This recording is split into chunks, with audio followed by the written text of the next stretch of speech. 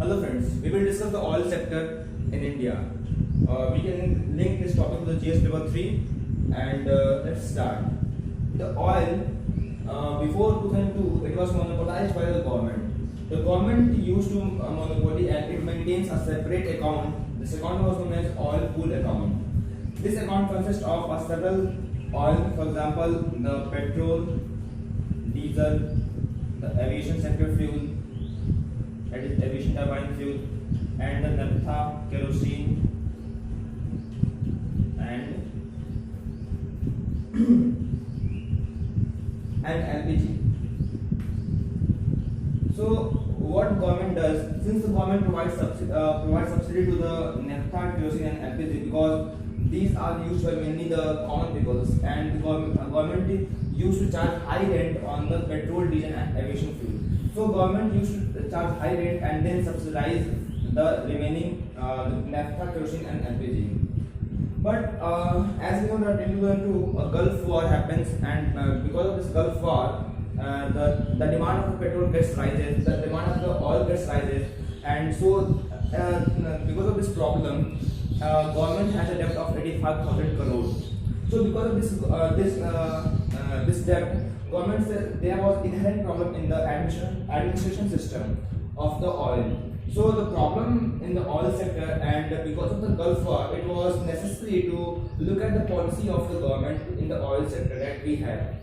So the problem was that the oil sector was administered price mechanism. It means that the price was fixed by the government. Government used to charge some high rent, and so there was a problem in this. Second, there was uncertainty in the pricing. Uncertainty because of we do not know when the war will happen, what will be the impact of it, and so the imported countries are very much vulnerable to the Gulf country, and so this was uncertainty. In 2002, government committee was established. This committee was known as Kirit Pilot Committee. So this committee said that government has to dismantle the oil pool account, the account that we have discussed here. This committee said that we have to dismantle this account because if we will allow the private, if we allow if we allow this oil sector to be dependent on the market, then it will be better administered, and more and more private sector can came in this sector. So the second was that the introduction of import parity pricing. See what happens when the government import the oil from the Gulf countries. It maintains it takes the charge of the fee of the boarding price. Second thing, it also takes the charge of freight price. So overall, if we look at this sector, we find that we import oil, so the government used to subsidize it so that it can provide oil to the common people. But certain companies complain that since you are giving money or subsidizing to the certain companies or certain government companies, so we are not very much competitive.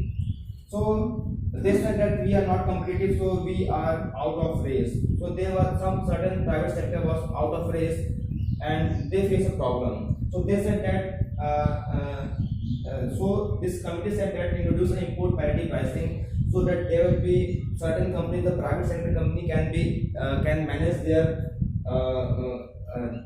account efficiently, and so that only the company who are very competitive, who they can only be allowed in this sector, and they can maintain the efficiency. Third thing is that allow export pricing mechanism, and also allow the export.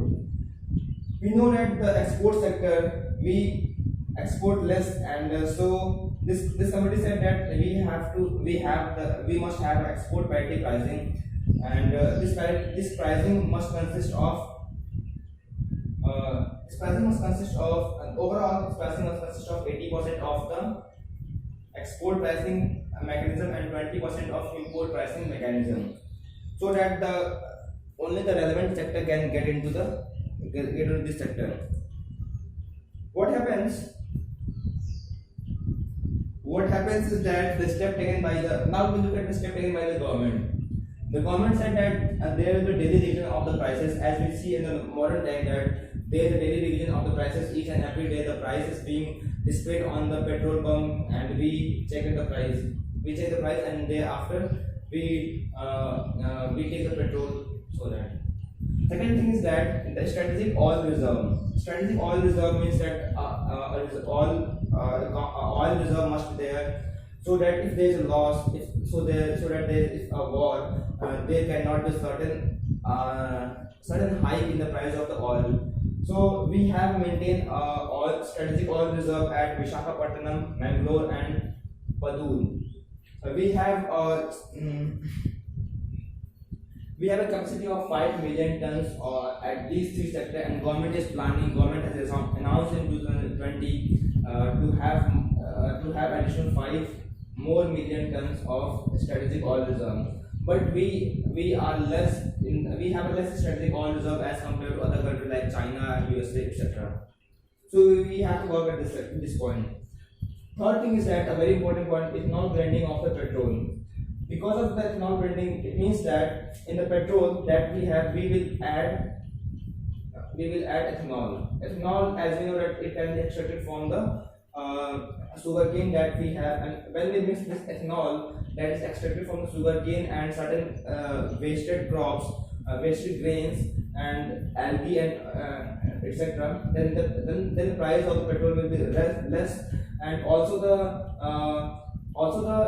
they will have a less impact on the environment. So overall, if we blend the ethanol with the petrol, we find that the cost is reduced and also the environment is safe. So this is a very important point, step taken by the government.